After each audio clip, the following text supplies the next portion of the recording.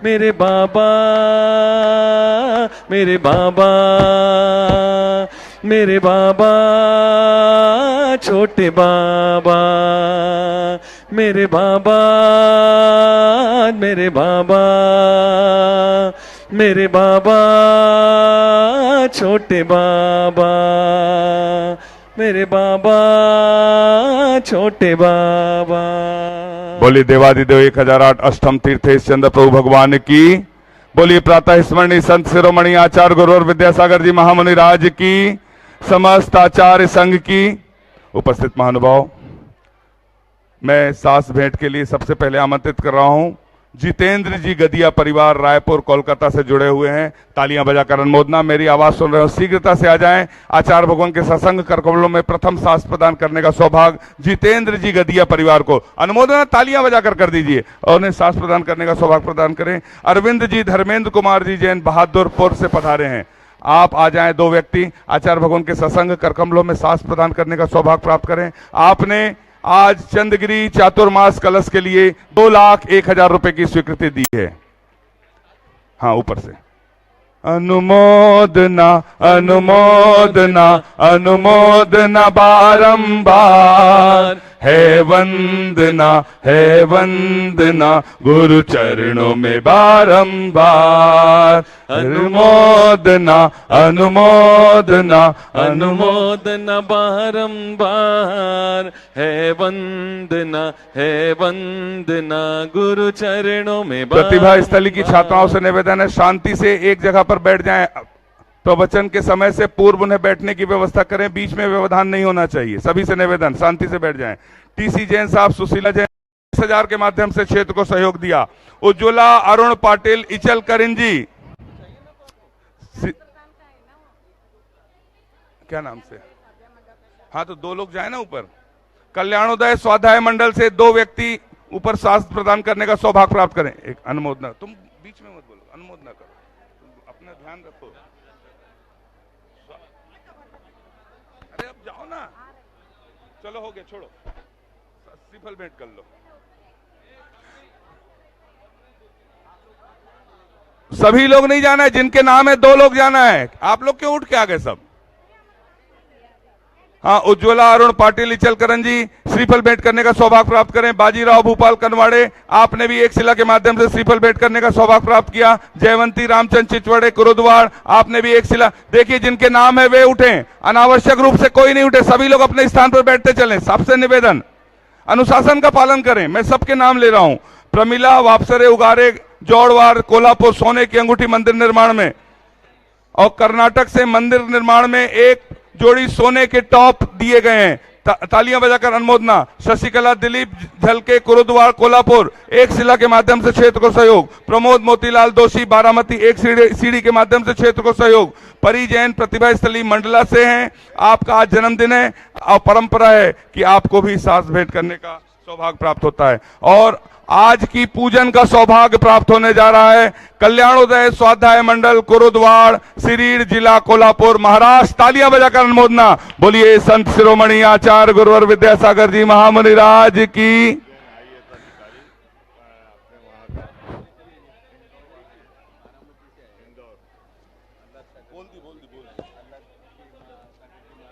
बारामती से पधारे पूज्य अल्लाह सागर जी महाराज समाधि जो थे, उनके शहर से आए हैं। हाँ, पूजन प्रारंभ करें। राहुल जी जैन IAS, आपसे इंदौर से पधारे हैं। आपसे निवेदन, एक www.vidyasagar.guru पर पुस्तक डाउनलोड है अंग्रेजी माध्यम का भ्रमजाल, और उस पर निःशुल्क प्रतियोगिता है, ऑनलाइन प्रतियोगिता है, खुली किताब प्रतियोगिता है, भाषा और माध्यम www.vidyasagar.guru पर 10 सितंबर से 14 सितंबर तक, हिंदी दिवस तक, हिंदी भारत के माथे की बिंदी, 51 आकर्षक पुरस्कार, उसमें सभी लोग हिस्सा ले सकते हैं। आप सभी से निवेदन, सभी लोग अधिक से अधिक तालियां बजाकर अनुमोदना कर दें। भाषा और माध्यम हिंदी भारत के माथे की बिंदी 10 सितंबर से 14 सितंबर तक। राशि कार्यालय में जमा कर। षोडश कारना भव भय दुख भंजना, षोडश कारना भवभय दुःख भंजना तीर्थंकर बंदना नाशित अष्टकर माना तीर्थंकर बंदना नाशित अष्टकर माना चला चला हो मंदिरी षोडश बावन भाऊया तीर्थंकर होया सिद्ध शिलेवर जाऊया ओम ह्रीं श्री प्रातस्मरणी संत शिरोमणी आचार्य गुरुवर विद्यासागरजी महामुनींद्राय अत्र उत्र उत्र सोषटावाननम जय हो जय हो जय हो ओम ह्रीं श्री 108 आचार्य विद्यासागर मुनींद्राय अत्र तिष्ठिष्ठ ठ स्थापनम जय हो जय हो जय हो अत्र तिष्ठिष्ठ ठ स्थापनम अत्र मम सन्नितो भव भव वसट सन्निधि कर्णम परिपुष्पांजलि छिपामी। आज महाराष्ट्र मराठी में पूजा हो रही है, कन्नड़ में पूजा हो रही है। तालियां बजाकर सदलगा के पास के ग्राम से आए हैं।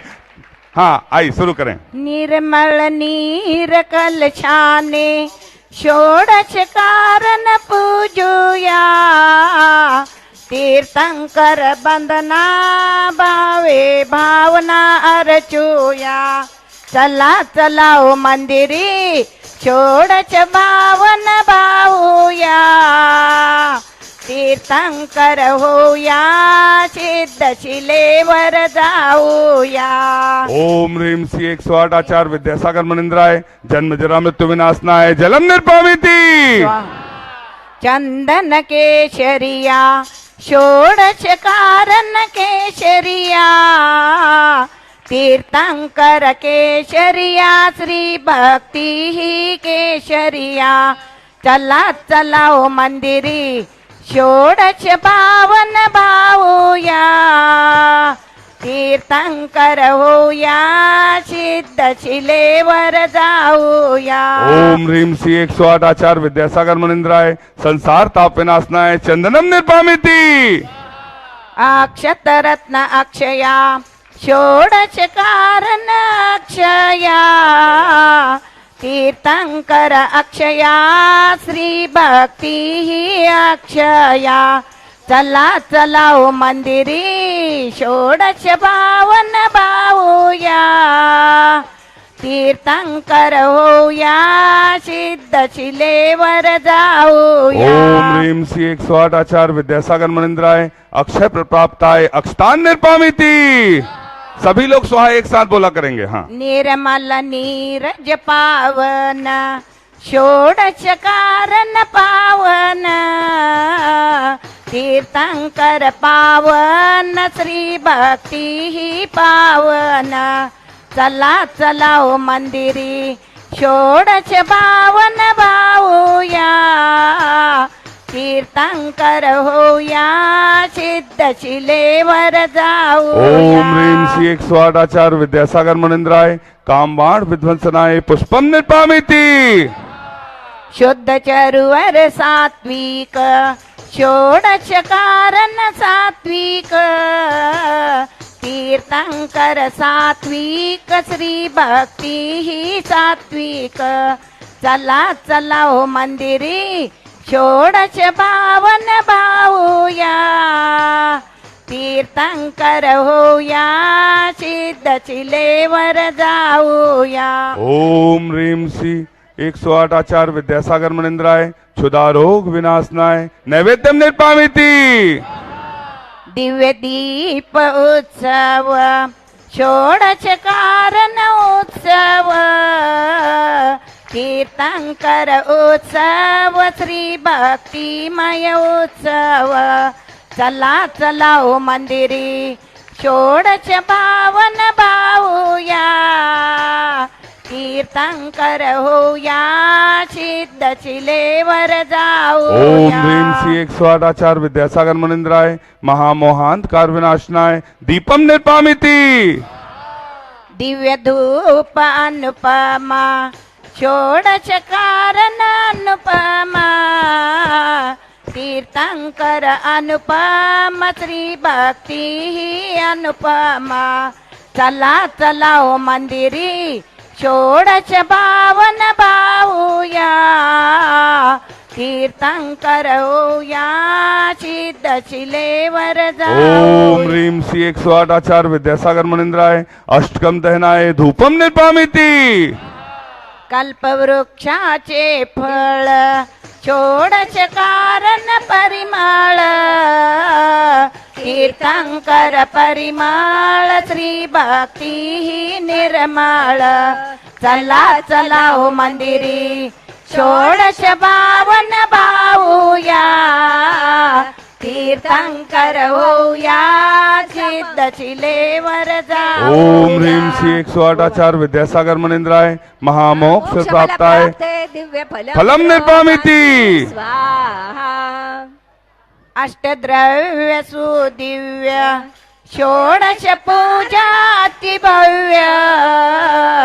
तीर्थंकर पद दिव्य श्री भक्ती सुदिव्य चला चला हो मंदिरी षोडश बावन भाऊया तीर्थंकर होऊया सिद्ध शिलेवर जाऊ ओम ह्रीं श्री 108 आचार्य विद्यासागर मुनींद्राय अनर्थ प्राप्ताय अर्घम निर्पामिति जयमाला कन्नड़ में एक थोड़ा नहीं जयमाला नहीं पूरा लास्ट का महार्घ होगा आओ बाबा पधारो बाबा आओ बाबा पधारो बाबा आओ बाबा विराजो बाबा आओ बाबा पधारो बाबा आओ बाबा पधारो बाबा आओ बाबा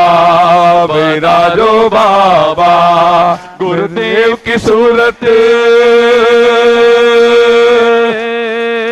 हो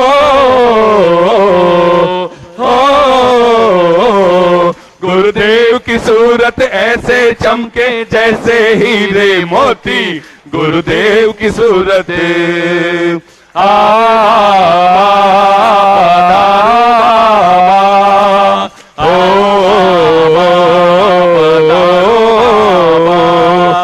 आओ बाबा पधारो बाबा आओ बाबा पधारो बाबा आओ बाबा पधारो बाबा आओ बाबा विराजो बाबा भावों की निर्मल सरिता में अवगाहन करने आया हूँ सबका सारा दुख दर्द हरो यह अर्घ भेंटने लाया हूँ हे तपो मूर्ति हे आराधक हे योगीश्वर हे महासन है अरुण कामना देख सके युग युग तक आगामी वसंत। ओम ह्रीं श्री 108 आचार्य विद्यासागर मुनींद्राय साक्षात छत्तीसगढ़ के चंदगिरी में विराजमान उनके पावनपुरी चरणों में अनर्थ प्राप्त आए जय माला पूर्णार्घम निर्पामिति हम सभी आचार्य भगवान के सत्संग की मंगल दिव्य देशना की ओर चलने के पहले एक नाम और आया है उनका नाम छूट ना जाए इसलिए जूली रानी जी जितेंद्र जी गदिया आपने प्रतिभा स्थली की 2 छात्राओं के लिए 1,02,000 रुपए की स्वीकृति दी है।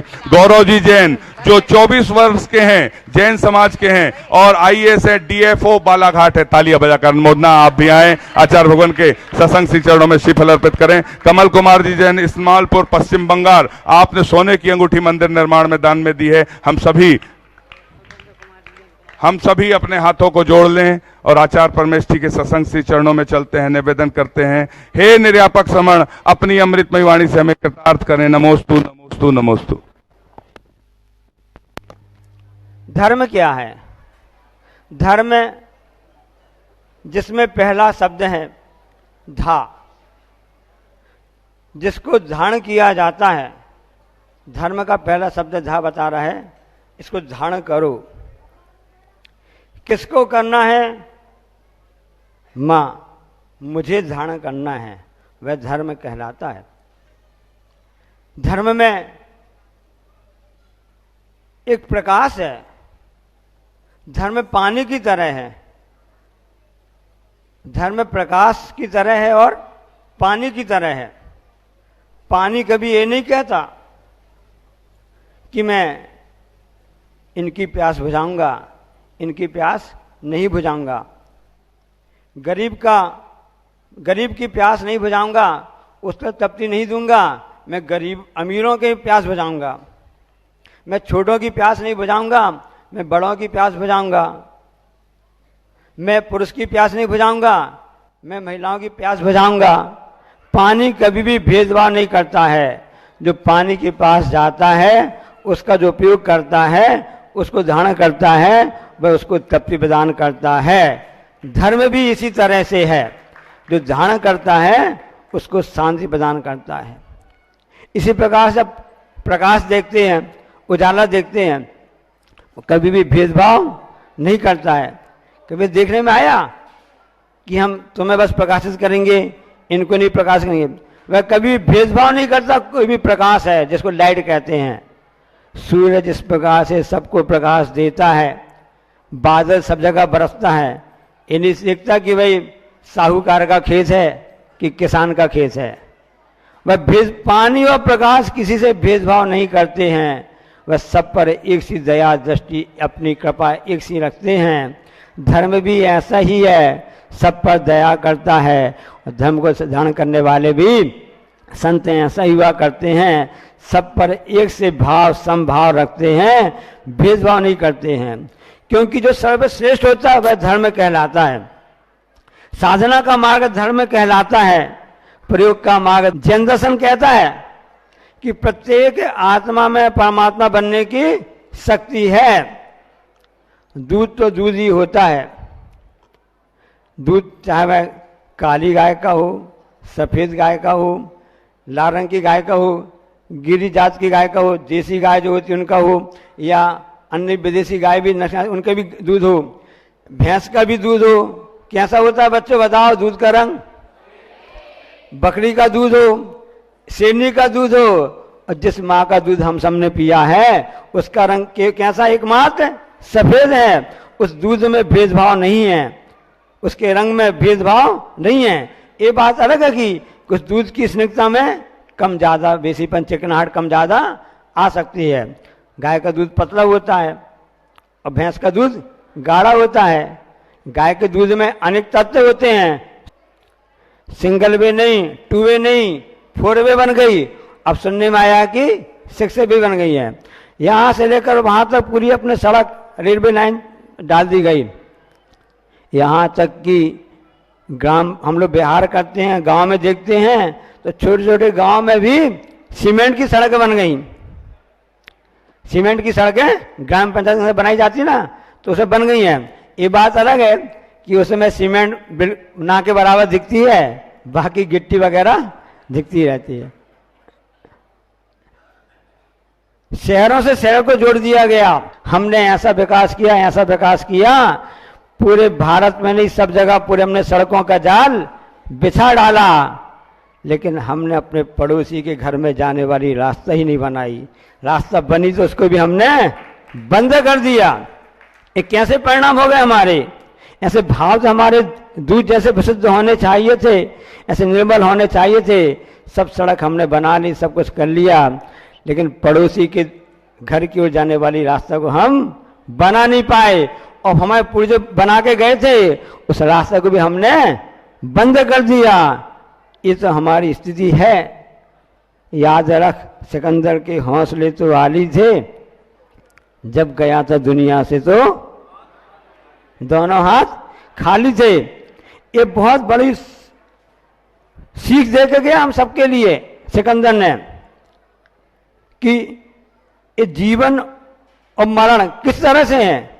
नदी की तरह से हैं। नदी के 2 किनारे होते हैं, एक किनारे में जन्म है तो एक किनारे पर मरण है। उसके बीच में जो पानी बह रहा है, हमारा जीवन भी इसी तरह से बहता जा रहा है। अब दोनों में अंतर क्या है? ज्ञानी में और अज्ञानी में अंतर क्या है?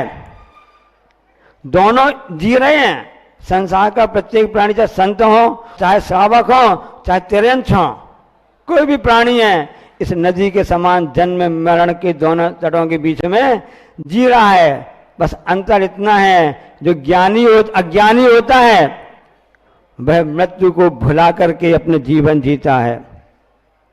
जो अज्ञानी होता है वो मृत्यु को, दोनों तट दिख रहे हैं, एक तरफ जीवन एक तरफ मरण है। अज्ञानी होता है वह मरण को भुला करके जिंदगी जीता है, और जो ज्ञानी संत होते हैं वो मरण को याद करके जीवन जीते हैं, याद करके उस मरण को प्राप्त करते हैं। इतना अंतर है। वह मरण को भुला करके करता है, और दिगंबर जैन दर्शन में सल्लेखना मरण की बात कही गई है। क्यों कही गई है? क्योंकि वहां पर ज्ञानी उस मरण को भुला करके जीता है, मरण को भुलाकर नहीं जीता है। अंतर समझ में आ गया ना? अज्ञानी मरण को भुलाकर जीवन जीता है, और ज्ञानी है वो मरण को भुलाकर जीवन जीता है। ये बहुत बड़ा अंतर कहला जाता है। जिस अंतर को समझ लेता है उसकी जिंदगी अपने आप में एक नदी की तरह बहती जाती है। अभी संचालक महोदय ने बताया कि एक प्रतियोगिता चल रही है। आचार्य श्री ने, हमें इतने बड़े राष्ट्र चिंतक हैं आचार्य महाराज जी, किस देश का विकास हो सकता है तो देश की भाषा के साथ ही हो सकता है। क्योंकि भाषा रहेगी तो देश रहेगा, भाषा रहेगी तो देश रहेगा, देश रहेगा तो हम रहेंगे। इसलिए हमको अपना अपना करना है ना, तो अपने देश को बचाना होगा। ये भाषा है। सन 47 में भारत आजाद हुआ, उस समय संविधान की 356 या 346 कौन सी उसमें धारा में बताया गया कि 15 साल के अंदर देश में ऐसी भाषा नीति निर्माण की जाएगी स्वयं की अपनी भाषा हो। लेकिन आज 77 साल भी हो गए, भारत देश अपनी भाषा नीति को निर्धारण नहीं कर पाया। तो एक अजैन व्यक्ति शंकर सानू गुप्ता है, उन्होंने पुस्तक लिखी अंग्रेजी माध्यम का भ्रमजाल, और वो गुरु चरणों में आया। देखो अजैन होकर भी वो 5-6 बार गुरु चरणों में आ चुका। आचार्य से उसके लिए आशीर्वाद दिया, उसने अपनी बात रखी। आचार्य से बहुत अच्छा तुमने काम किया है, यदि देश को विकास की ओर ले जाना है और अपनी पड़ोसी के घर की भी रास्ता अपन को बनाना है, उसकी रास्ता बंद नहीं करना है, तो अंग्रेजी माध्यम से इस देश को इस भ्रमजाल से मुक्त करना होगा। जो एक अजैन व्यक्ति गुप्ता जी, जिनकी पुस्तक है, वो इतना बड़ा आशीर्वाद लेकर चले गए आचार्य के पास में। और हम लोग क्या कर रहे हैं? गुरु जी ने कहा इसको कैसे पता चले, कैसे लोगों को जानकारी हो। आशीर्वाद दिया, और भाषा और माध्यम, गुरुमुख से शब्द निकला, इसका नाम क्या दिया जावे? भाषा और माध्यम। 2 दिन निकलते हुए प्रतियोगिता के, केवल 3 दिन बाकी हैं, और हिंदी दिवस आने वाला सामने। हिंदी दिवस है। हिंदी की कितनी महत्ता है, ये अपनी मातृभाषा की विशेषता है। संस्कृत अपने देश की मुख्य भाषा रही है। इसी पुस्तक में एक बहुत अच्छी बात लिखी है कि प्राचीन भारतीय जो पांडुलिपियां होती ना, अकेले संस्कृत भाषा की 3 करोड़ पांडुलिपि भारत देश में हैं, जो विश्व में किसी भी भाषा के पास इतना बड़ा साहित्य भंडार नहीं है। इसी अंग्रेजी माध्यम का भ्रमजाल पुस्तक, जिसकी प्रतियोगिता एक वेबसाइट है आचार्य के नाम से है, www.vidyasagar.guru में आयोजित है। तो इसमें इसी पुस्तक में 3 करोड़ संस्कृत भाषा की पांडुलिपियां हमारे भारत देश के पास में हैं। हिंदी दिवस आने वाला है। कितना अंतर आपको हम बता रहे हैं। दूध और पानी की बात चल रही थी कि नदी बहती है, उसमें पानी कैसा बहता रहता है। इंग्लिश में एक ही शब्द आता है, वाटर। पानी का बोलते हैं, वाटर बोलते हैं। हिंदी की विशेषता हम आपको बता रहे हैं, उसने बताई थी कि वह जब पानी आकाश से नीचे गिरता है तो वो कहलाती है बारिश, कहलाती है वर्षा। जब आकाश से पानी गिरता है, वो नीचे आता है तो कहलाता है वह बारिश। और जब जमीन से वह पानी ऊपर उठता है तो कहलाता है भाप, जिससे इंजन चलते हैं, वो कहलाता है भाप। और वह पानी जब ऊपर से गिरता है, जमकर गिरता है, लिक्विड में नहीं, द्रव्य रूप में नहीं, ठोस में गिरता है, ठोस रूप में गिरता है, तो वो कहलाता है ओले। पानी ऊपर से गिरता है तो क्या कहलाता है? ओले गिरता है। और वह पानी जब फूल में गिरता है तो कहला जाता है इत्र। वह पानी जब उस शिव के मुख में जाता है, स्वाति नक्षत्र का होता है, तो वह बन जाता है मोती। और जब वह पानी बहने लगता है तो कहलाता है नदी। जब पानी बहता है क्या कहलाता है?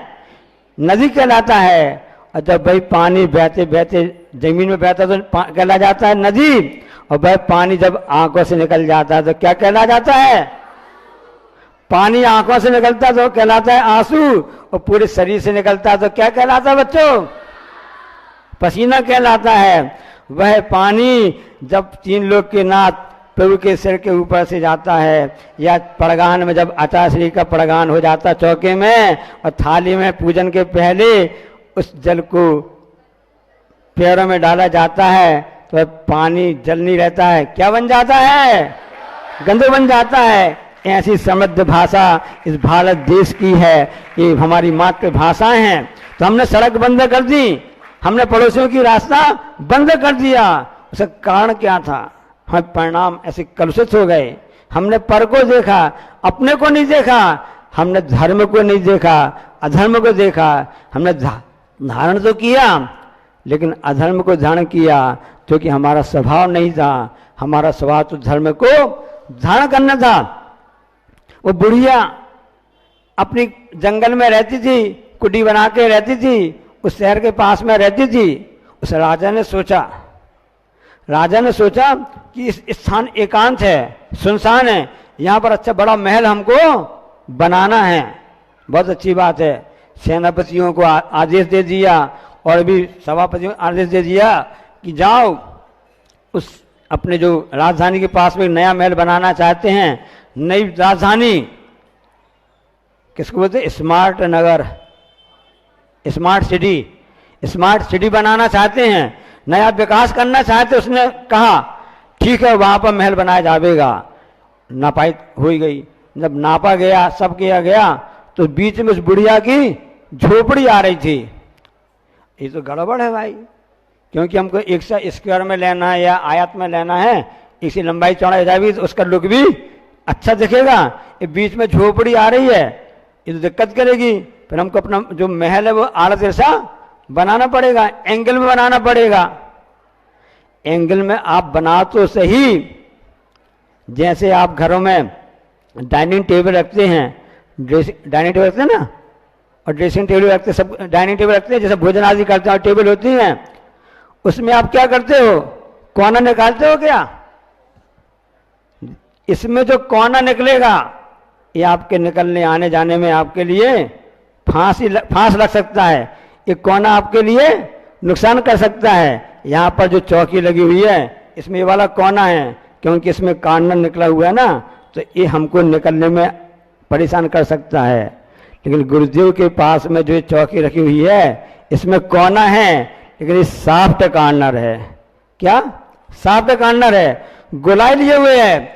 यदि हमारा व्यवहार ऐसा सॉफ्ट रहेगा, हम कभी भी किसी को बाधा न दे सकते हैं, ना ही किसी को हम कोई बाधा, हमारे कर्म से बाधा दे सकता है। हमारा व्यवहार सॉफ्ट कार्नर, गुरु जी की टेबल जैसा रहा, हम किसी को बाधा दे नहीं सकते हैं। उस राजा ने सोचा हमको यहाँ महल बनाना है, आखिर हम कार्नर कैसे बनाएं, कैसे करें? तो उन्होंने कहा कि ऐसा करो, इस झोपड़ी को अलग कर दो।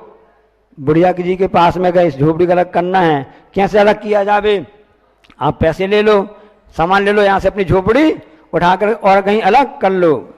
राजा खुद पहुंचा, राजा ने कहा ऐसा कर लो। उस बुढ़िया ने क्या कहा? जवाब दिया, राजन एक काम कीजिए, ये हमारी बोरी में मिट्टी रखी हुई है, इसको थोड़ा उठा करके उसको बाहर कर दीजिए। राजन ने कहा मिट्टी की बोरी है, मैं उसको कैसे उठाऊं, इतनी वजनदार है। बुढ़िया ने उत्तर दिया, राजन जब तुम एक इतनी मिट्टी की छोटी सी बोरी को नहीं उठा कर ले जा सकते हो, खिसका नहीं सकते हो, तुम यहाँ महल बना चाहते हो, अपनी जमीन को कह रहे हो, ये जमीन तुम उठा करके ऊपर कैसे कहाँ पर ले जाओगे? राजा को समझ में आ गया। बुढ़िया ने सीख दी कि हमको जो भी जैसा है उसी में संतोष रखना है, अपने जीवन को साफ कार्नर बनाना है। क्योंकि आचार्य ने कल प्रवचन में कहा था ना, कौन सी बात कही प्रवचन में कहा था कि दोनों मार्ग हैं, एक मोह का मार्ग है और एक मोक्ष का मार्ग है। निर्णय आपको करना है। आप धर्म में धारण करेंगे तो आपका मोक्ष का मार्ग प्रशस्त होगा, और यदि आप अधर्म धारण करेंगे तो आपका मोह का मार्ग प्रशस्त होगा। ऐसी सड़कें मत बनाओ कि जिसमें आप आ जा तो सको, अच्छी बात है, पड़ोसी की सड़क का रास्ता बंद ना हो। इसलिए आर है तो पार है। नदी की बात बता रहे हैं, नदी में आर है तो पार है, और पार है तो धार है। दोनों कांडा रहते हैं, दोनों तट रहते हैं, पानी बहता उसमें वेग रहता है, उसमें अपने आप धारा बहती है, तो उसमें आर है तो पार है, पार है तो धार है। जब धार है तो पतवार है, और यदि पतवार है तो नैया पार है।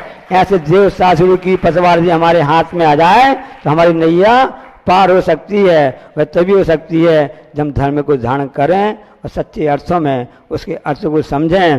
नहीं तो हमारा वह कार्य हाथी के स्नान जैसा है। हाथी नदी के पास जाता है, अच्छा साफ हो जाता है, अच्छा साफ क्लीन होकर जाता है नदी में करके सब पानी में।